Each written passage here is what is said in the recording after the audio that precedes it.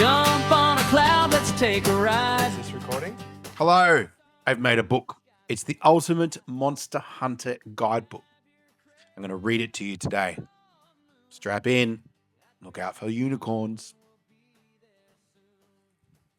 The ultimate Monster Hunter Guidebook for Atticus, the real monster hunter. All right, junior monster hunters, listen up. If you're reading this, it means you've decided to embark on the wild and wacky and wonderful journey of monster hunting. Welcome. Or maybe you're just hiding this book under your maths textbook while pretending to do homework. Either way, you've made a very smart choice. That's me. Unlike my parents, teachers, the kids at school, pretty much everyone I've ever met, I know the truth. Monsters are real, and they're everywhere. Are you ready? Let's dive into the world of monsters. That's me and my dog Astro. Chapter 1. The Ultimate Monster Hunting Kit. No monster hunter is complete without their gear. Here is a list of essentials. What you need. A torch, because monsters hate light. For spotting trolls in dark places. Also useful for reading this guide under your covers after bedtime. Shh. Smelly socks. Gremlins cannot resist them. Smellier the better. These are Dad's socks. These are not mine. A notebook and pen for monster doodles and notes. A net is the only way to catch a fairy. A camera to prove to your friends you're not making this up. Dad's phone will probably do the trick. Snacks. Most monsters love cookies. Riddles. They are troll kryptonite. Memorize a few really good ones. A brave heart. Oh, just fake it till you make it. Chapter 2. Meet the monster crew. Good vampires. Your unexpected allies. Not all the vampires are out for blood. Some just want to help. Good vampires are superheroes of the monster world. Some facts. Favorite drink. Tomato juice. It's red, it's tangy, and it doesn't involve biting anyone. Special ability. Super speed. They can fetch snacks from the kitchen in record time. Handy for midnight munchies. And it doesn't involve biting anyone. That's Dave. Biggest quirk. They love sunlight. Turns out the whole sunlight kills vampires thing is just a myth. They sunbathe like pros. And it doesn't involve biting anyone. They also hate unicorns. There's Dave's wife, Carol. Trolls. Not just online. Nah. They live under bridges and they scare passing kids. If you can give them cookies, they'll tell you stories about the wild 80s. But they're big, ugly, incredibly smelly. They love dark, damp places, bridges, basements, and occasionally my sister's closet. Sorry, Willow. Trolls are not very smart, which makes them easy to trick. So if you ever want to meet a troll, just ask it something like, what gets wetter as it dries? Spoiler, it's a towel. Watch its brain implode. Favorite food? Mint chip cookies. Seriously, leave a bag by the fridge and they're yours forever. Hobby? Collecting jokes and riddles. They don't need money, but they love to ask riddles in exchange for passage. Pro tip: memorize a few terrible jokes. Trolls have a terrible sense of humor. Biggest fear? Librarians. No one knows why. Trolls are terrified of them. Maybe it's the shushing. Mischievous gremlins. Gremlins. Tiny, mischievous, and absolutely everywhere. They're the reason your phone never has a full battery and why your homework mysteriously disappears. See, Mum? Gremlins love chaos, but they also have a sweet tooth. Leave out some gummy bears and they'll usually fix what they broke, or at least they'll leave you alone for a week. These are lollies, they're not real bears. Favorite pranks. They love to mess with gadgets. Keep your devices safe, or they'll be making prank calls from your phone to Sally from school and tell her that you have a secret crush on her and you want to smell her hair, which is not true. Never feed them after midnight. I saw that on late night Netflix once. They love making your toaster burn your toast. Unicorns. Ugh, don't be fooled. Evil with horns. They're not as nice as they look on little girls' backpacks. Forget everything you know about unicorns. Unicorns are jerks. They're not cute, they're not cuddly. They certainly don't poop rainbows. They strut around acting all high and mighty because they've got that stupid horn. And you know what they do with that horn? They poke things. Trees, cars, people, little cute kittens. Nothing is safe from a unicorn's wrath. Secret desire to be rock stars. Unicorns are convinced they have the best singing voices. Trust me, they don't. See? Favorite activity? Poking things. Seriously, anything and everything, especially people who think they're adorable. I heard of one that went crazy at the circus and totally ate all my mate Zach's popcorn. It definitely wasn't me. They shed glitter everywhere. It's impossible to clean up. Good luck getting it out of your hair. Bad fairies. The tiny terrors. Not all fairies are sparkly and sweet. Most are downright naughty. Bad fairies are the ones who tie your shoelaces together and hide your homework. See, Dad? Some bad fairy facts. Weaknesses. Compliments. Tell a bad fairy she has beautiful wings and she might stop tormenting you. Temporarily. Hobby. Gossiping. Bad fairies know everyone's secret. Use this to your advantage. But be careful. They love to spread rumours. Like that I once wore my mum's underwear. I didn't. That's weird. This book is a bit weird. Favourite pranks. Switching the salt and sugar. Making the milk go sour. Eating mum's ice cream. Hiding dad's work keys. Riding the dog like a horse. Hiding the TV remote. Hiding the last Lego piece. And turning your hair green. They're totally friends with unicorns. Chapter 3. Monster Hideouts. Shh, it's a secret. Finding monsters is easier than you think. Here are my top tips. Look in the right places. Behind the couch. A troll might be cramped, but gremlins love the cozy spaces. Under the bed. Classic monster hangout. Use a torch, but be careful not to scare them off. Screaming scares the monsters away. Oh, look, it's a squid named Gary. The attic. Dark, dusty, and perfect for hiding. Plus, it's a great place for gremlins to mess with your old toys. But if you're like me and you live in Australia where we don't have attics, blame my dad for writing this. He grew up on 80s monsters films. My sister's bedroom. I've only been there once, but if I was an evil, stinky winged chaos fairy, that's where I would hang out. Spooky caves. Dark, damp, perfect for monsters.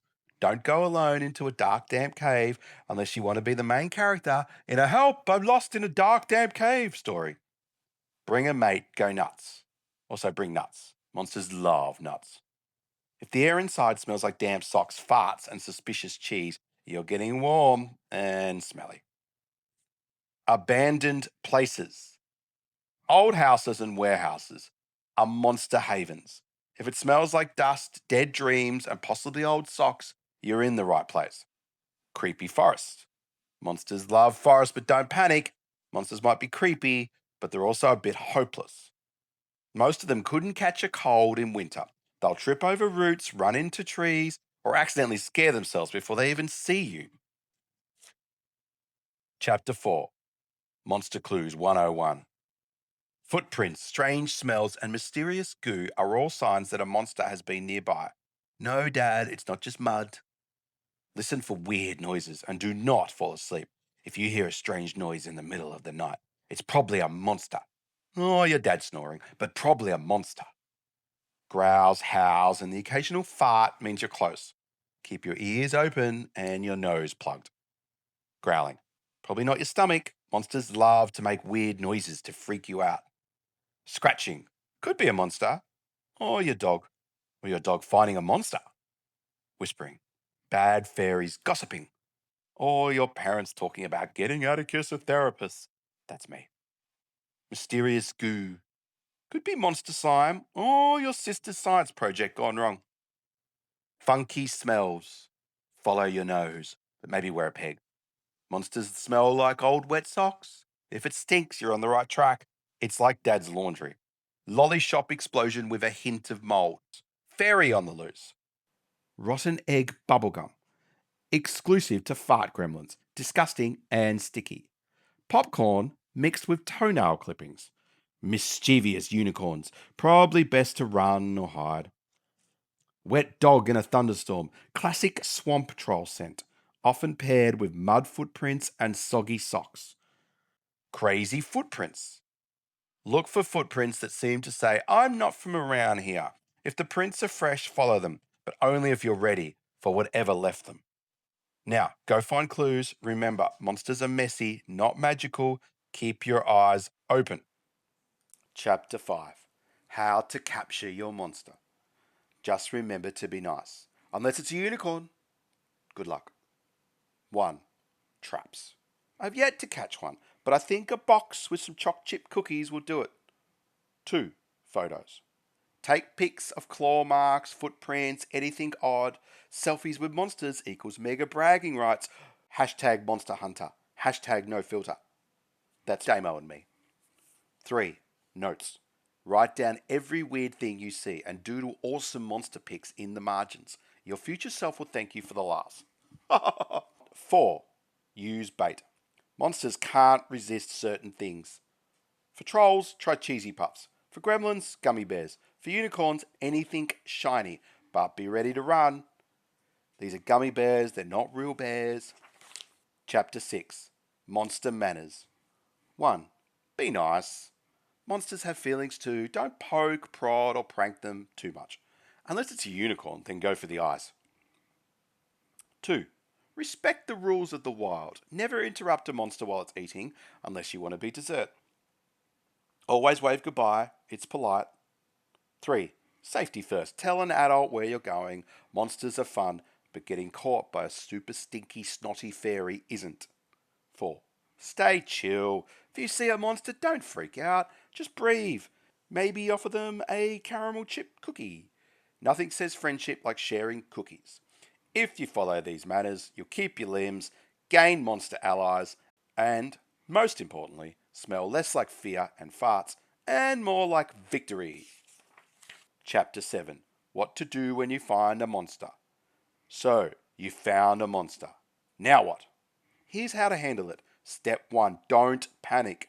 Most monsters are totally as scared of you as you are of them.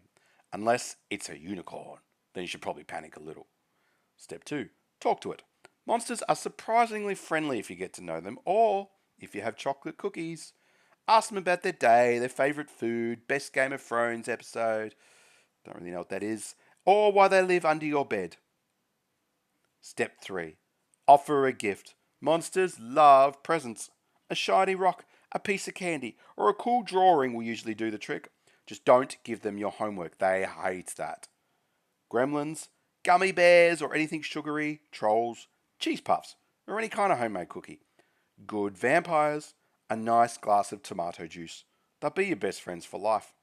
Bad fairies, glitter, but prepared for the mess. Unicorns, nothing, run. Step 4. Negotiate. If the monster is causing trouble, try to strike a deal. Trolls. Offer to help them get better Wi-Fi if they stop scaring the neighbor's cat. Bonus points if you throw in a Netflix password. Unicorns. Yeah, good luck negotiating with the devil. Kick it and run. And if it starts singing, good luck. Gremlins. Promise more gummy bears if they leave your bike alone. Bad fairies. Compliment their wings, offer some glitter in exchange for them not turning your hair green or stealing your salt. Good vampires. They usually are for anything as long as you keep the tomato juice flowing. Don't mention garlic bread though. It makes them sulk.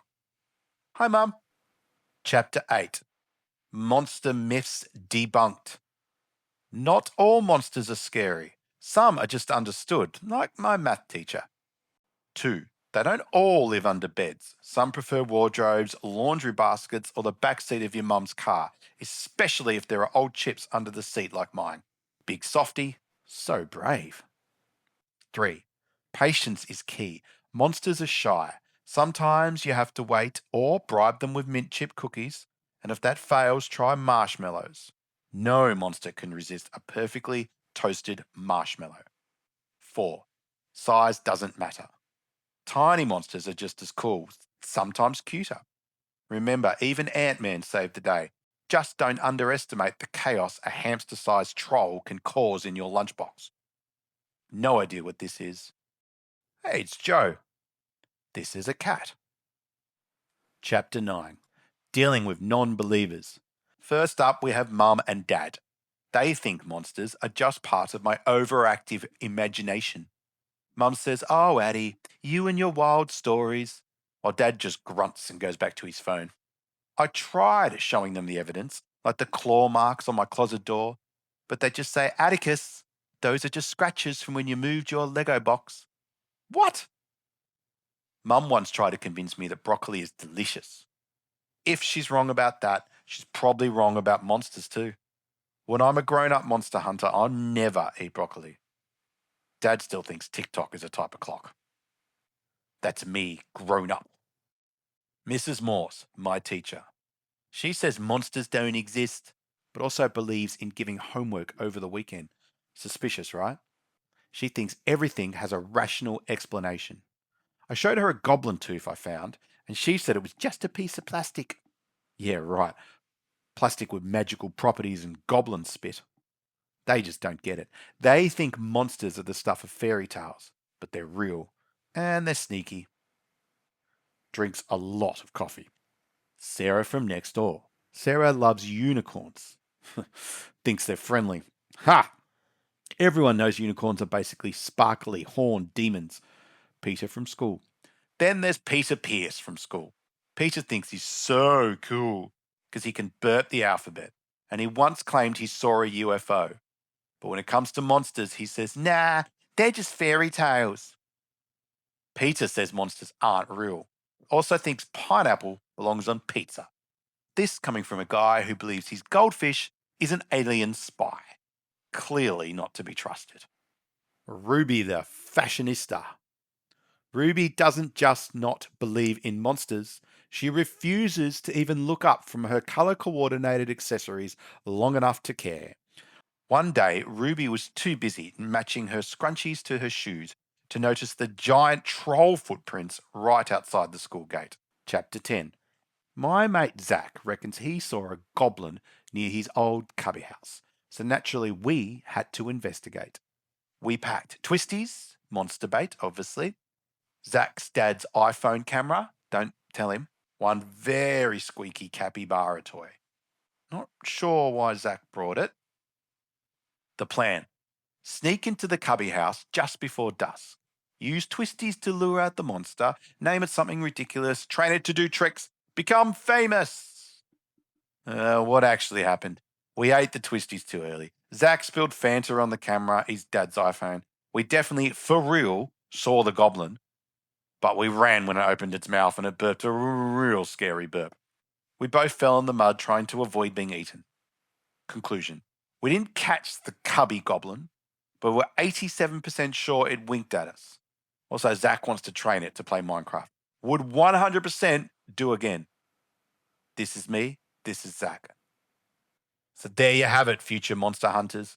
My incredibly accurate, awesome guide to finding beasts and monsters. Follow these tips and you'll be finding monsters in no time. And remember, just because the grown-ups and half the kids at school don't believe in monsters doesn't mean they're not real. It just means they're missing out on all the fun. So grab your torch, sharpen your pencil, but doodling monster faces obviously. Head out into the night. The world's full of monsters waiting to be found. Who knows? Maybe one's reading this book over your shoulder right now. The end. Or is it? Happy hunting! Atticus. Me. P.S. If you see Peter Pierce, tell him his goldfish says the invasion is postponed. Again. Why are you still here? Go find monsters!